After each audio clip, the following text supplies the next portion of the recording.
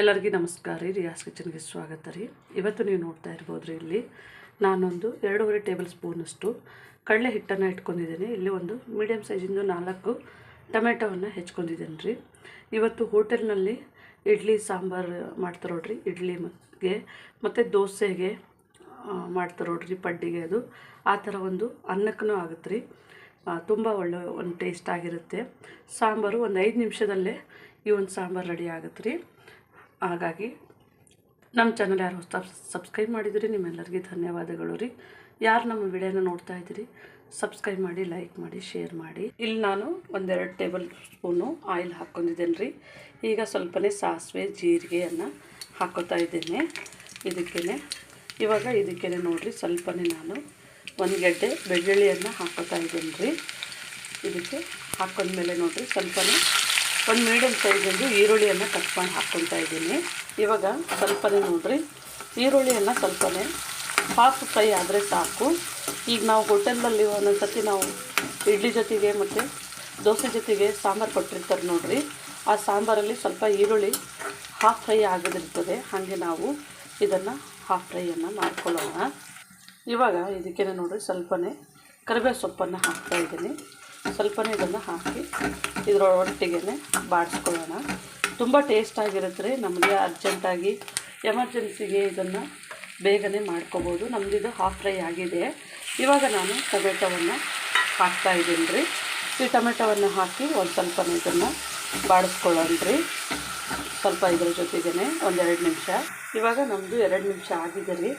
ಸ್ವಲ್ಪನೇ ನಾವು 1/4 ಚಮಚದಷ್ಟು ಅರಿಶಿಣವನ್ನು ಹಾಕ್ಕೊಂಡು ಮಿಕ್ಸ್ ಮಾಡೋಣ. ಮತ್ತು ಇದು ರುಚಿಗೆ ತಕ್ಕಷ್ಟು ಉಪ್ಪು ರೀ. ಅಂದರೆ ಇದು ಸ್ವಲ್ಪ ಟೊಮೆಟೊ ಬೇಗ ಬೇಯಿತ್ತು ನೋಡಿರಿ, ಹಾಗಾಗಿ ಇದನ್ನು ಇದರೊಳಗಡೆ ನಾವು ಸ್ವಲ್ಪನೇ ಬಾಡಿಸ್ಕೊಳ್ಳೋಣ. ಇವಾಗ ಇದನ್ನು ನೋಡಿರಿ, ಸ್ವಲ್ಪನೇ ನಾವು 1-2 ನಿಮಿಷಗಳ ಕಾಲ ಮುಚ್ಚಿ ಬೇಯಿಸೋಣ. ಇವಾಗ ಈ ಕಡಲೆ ಹಿಟ್ಟಿಗೆ ನೋಡಿರಿ, ಒಂದು 4-5 ಟೇಬಲ್ ಸ್ಪೂನು ನೀರನ್ನು ಹಾಕ್ಕೊಳ್ಳೋಣ ರೀ. ಇದನ್ನು ಚೆನ್ನಾಗಿ ನಾವು ಇದನ್ನು ಒಟ್ಟಿಗೆ ಚೆನ್ನಾಗಿ ಮಿಕ್ಸ್ ಮಾಡ್ಕೋಬೇಕು ರೀ. ಅಂದರೆ ಒಳಗೆ ಗಂಟಿರ್ಲಾರ್ದಂಗೆ ಇದನ್ನು ಚೆನ್ನಾಗಿ ನಾವು ಸ್ವಲ್ಪ ಚೆನ್ನಾಗಿ ಇದನ್ನು ಕಲಿಸ್ಕೋಬೇಕು ರೀ. ಇವಾಗ ನೋಡ್ಬೋದು ರೀ, ನಮ್ಮದು ಸ್ವಲ್ಪನೇ ಇದು ಮೆತ್ತಗಾಗಿದೆ. ನಮ್ಮದು ಈರುಳ್ಳಿಯನ್ನು ಟೊಮೆಟೊವನ್ನು ಬಾಡಿಸ್ಕೊಂಡಿದ್ದೆ ನೋಡಿರಿ. ಈ ಟೈಮ್ನಲ್ಲೇ ನಾವು ಇದಕ್ಕೆ ನೀರೇನು ಹಾಕಲಿಲ್ಲ, ಇದಕ್ಕೆ ಅಚ್ಚ ಖಾರದ ಪುಡಿಯನ್ನು ಹಾಕ್ಕೊಳ್ಳೋಣ ರೀ. ಇದನ್ನು ಅಚ್ಚ ಖಾರದ ಪುಡಿ ಹಾಕಿಬಿಟ್ಟು ನೋಡಿರಿ, ಇದನ್ನು ಚೆನ್ನಾಗಿ ಇದರೊಟ್ಟಿಗೆ ನಾವು ಇನ್ನೊಂದು 2 ನಿಮಿಷಗಳ ಕಾಲ ಇದನ್ನು ಚೆನ್ನಾಗಿ ಬೇಯಿಸ್ಕೋಬೇಕು ರೀ. ಸ್ವಲ್ಪ ಒಂದು ಟೊಮೆಟೊ ಈರುಳ್ಳಿಗೆ ಹೊಂದ್ಕೊಂಡಂಗೆ. ಇವಾಗ ನಮ್ಮದು ಸ್ವಲ್ಪ ಇದು ಹಾಕಿ ನಾವು 1 ನಿಮಿಷಗಳ ಕಾಲ ಬೇಯಿಸ್ಕೊಂಡಿದ್ದೀನಿ ರೀ. ಇವಾಗ ನೋಡಿರಿ, ನಾವು ಕಲಸಿಟ್ಟುವಂತಹ ಕಡಲೆ ಹಿಟ್ಟಿಂದು ನೀರನ್ನು ಇದರೊಳಗೆ ಹಾಕೋಣ. ಕಡಲೆ ಹಿಟ್ಟು ನಾವು ಮಿಕ್ಸ್ ಮಾಡಿದ್ದೆ ನೋಡಿರಿ, ಇದು ಗಟ್ಟಿ ಆಗುತ್ತೆ ಬೇಗನೆ. ನೀರನ್ನು ಬಿಸಿ ಮಾಡ್ಕೊಂಡಿದ್ದೇನೆ ರೀ. ಇವಾಗ ನಮ್ಮದು ಬಿಸಿನೀರು ನೋಡಿರಿ, ಇದಕ್ಕೇ ಹಾಕೊಳ್ಳೋಣ. ಅಂದರೆ ಸ್ವಲ್ಪ ಬೇಗ ಆಗುತ್ತೆ ನೋಡಿರಿ ಸಾಂಬಾರು, ಮತ್ತು ಗಟ್ಟಿನೂ ಆಗೋದಿಲ್ಲ, ತೆಳುವೂ ಆಗುತ್ತೆ. ಹಾಗಂಥೇಳಿ ಚೆನ್ನಾಗಿದನ್ನು ಮಿಕ್ಸ್ ಮಾಡಬೇಕು. ಇದು 1-2 ನಿಮಿಷಗಳ ಕಾಲ ಚೆನ್ನಾಗಿ ಮೀಡಿಯಮ್ ಫ್ಲೇಮ್ನಲ್ಲಿ ಬೇಯಿಸಿದ್ರೆ ಚೆನ್ನಾಗಿ ಸಾಂಬಾರು ರೆಡಿ ಆಗುತ್ತೆ ರೀ. ಇವಾಗ ನಮ್ಮದು ಕುದಿ ಬರ್ತಾ ಇದೆ ರೀ. ಇದನ್ನು ಮುಚ್ಚಳವನ್ನು ಮುಚ್ಚಿ 1-2 ನಿಮಿಷಗಳ ಕಾಲ ಬೇಯಿಸೋಣ. ಇವಾಗ ನೋಡೋಣ ರೀ, ನಮ್ಮದು 2 ನಿಮಿಷಗಳ ಕಾಲ ಆಗಿದೆ.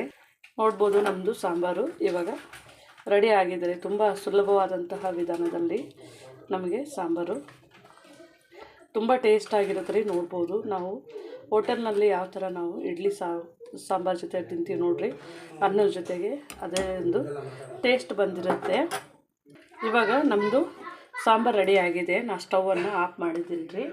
ಇದಕ್ಕೇ ನಾವು ಒಂದು ಸ್ವಲ್ಪ ಕೊತ್ತಂಬರಿ ಸೊಪ್ಪನ್ನು ಹಾಕ್ತಾಯಿದ್ದೀನಿ ರೀ. ಇವಾಗ ನೋಡ್ಬೋದು ರೀ, ನಮ್ಮದು ಸಾಂಬಾರು ಜೊತೆಗೇ ಇದು ಅನ್ನ ಸಾಂಬಾರು ನಾನು ಅನ್ನ ಜೊತೆಗೇ ಸರ್ವ್ ಮಾಡ್ತಾಯಿದ್ದೀನಿ ರೀ. ತುಂಬ ಒಂದು ಚೆನ್ನಾಗಿ ಒಳ್ಳೆ ಒಂದು ಟೇಸ್ಟ್ ಆಗಿರುತ್ತೆ ರೀ.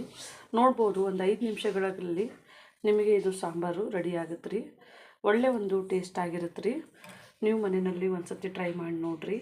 ನೋಡ್ಬೋದು ರೀ, ನಮ್ಮದು ಅನ್ನಕ್ಕೆ ತುಂಬ ಒಳ್ಳೆ ಒಂದು ಕಾಂಬಿನೇಷನ್ ಇದೆ, ಅನ್ನ ಸಾಂಬಾರು ಜೊತೆಗೆ.